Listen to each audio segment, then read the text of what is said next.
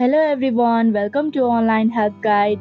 Today in this video, I'm going to show you how to log into Ulta Mastercard account online. So without any further ado, let's get started. First of all, open up a web browser. Now in the search bar, type in d.community.net/ultimate rewards credit card.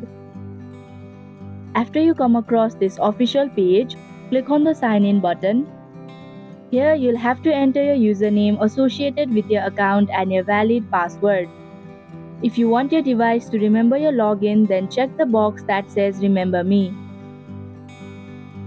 And if you don't want it, then uncheck the box. If you have trouble remembering your username or password, then you can click on Forgot Username/Password link.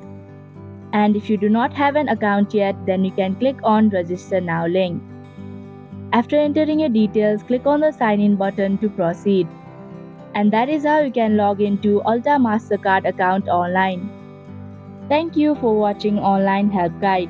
Hope this video was helpful. If it was, then hit the like button and comment down if you have any questions or feedback. Also, if you are new to our channel, subscribe and hit the bell icon so that you don't miss our upcoming videos.